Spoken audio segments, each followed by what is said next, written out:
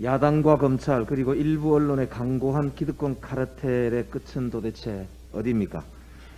최근 대구 MBC 보도로 보면 최성해 전 동양대 총장이 국민의힘 유력 인사들과의 친분을 자랑하고 심지어는 모든 언론이 내 편이 되어 도와주기로 되어 있다며 자신만만해했다는 2019년 9월의 육성이 공개되었습니다. 상식이 있는 국민의 입장에서는 누구나 아연실색할 수밖에 없는 발언입니다. 부디 최성해 전 총장의 허언이기를 바랍니다. 그런데 문제는 그 말이 현실이 되었다는 점입니다. 발언 시점 이후에 동양대와 얽힌 사건의 보도를 가만히 되돌아보면 최성해 전 총장의 말이 근거 없는 호언장담만은 아니었다는 점을 알 수 있습니다. 유시민 노무현 재단 이사장의 통화는 외압이라면서 대대적으로 보도를 하고 주호영 당시 원내대표가 미래통합당 비례대표 5번 이내에 순번을 약속했다는 보도에 대해서는 침묵으로 일관한 바 있습니다.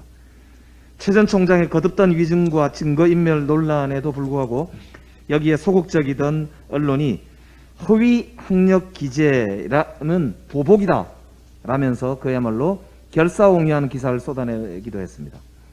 이것이 최 전 총장이 말하는 소위 모든 언론 협조가 아닌가 싶습니다.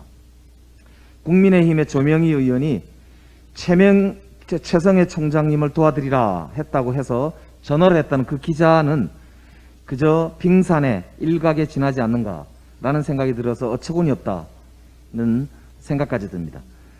국민은 이 모든 사건의 정황과 최 총장의 상식 밖의 발언과 그 자신감이 도대체 어디서 비롯된 것인지 명명백백 밝힐 것을 요구하고 있습니다. 만약 최성해 전 총장의 말처럼 국민의힘의 주요 인사가 비례대표 국회의원직을 약속하면서 유리한 증언을 요구했다면 이것은 헌정질서를 흔드는 심각한 범죄 행위라고 할 수 있습니다. 심지어 검찰은 허위학력 기재, 허위 진술 등에 대한 시민단체 고발인 조사 한 번 없이 재배당을 거듭하다가 각하하고 업무상 횡령, 배임 혐의는 약식 기소하는 등 노골적인 봐주기 수사로 일관했다는 비판을 받고 있습니다. 이 같은 야당 주요 인사와의 유착, 광범위한 언론의 소위 협조, 검찰의 봐주기 수사로 이어지는 정언검 기득권 카르텔을 파헤칠 최성해 특검을 검토해야 하는 시점이 아닌가라고 보입니다. 덧붙여 한마디만 더 드립니다. 공무원이 자신의 인사에 불만을 품고 보복 운운하면서 언론에 입장문을 내는 이게 정상적인 공직사회인지 묻고 싶습니다. 공직기강이 땅에 떨어져도 정도가 있는 것입니다. 휴대전화의 비밀번호는 감춘 채 수사에 협조하지 않는 공무원의 행동이 허용되는 검찰 조직은 도대체 공무원 조직이 맞는지 묻고 싶습니다.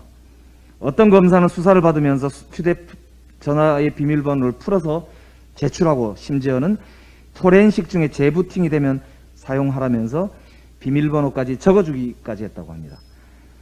한동훈 검사장님, 부디 대한민국의 공무원답게 국민을 위해서 성실히 복무하고 어떤 특권도 없는 보통 사람과 똑같이 떳떳하게 휴대폰 비밀번호를 제출하면서 검찰 수사에 협조하는 것이 당당한 공무원의 자세라고 말씀드립니다.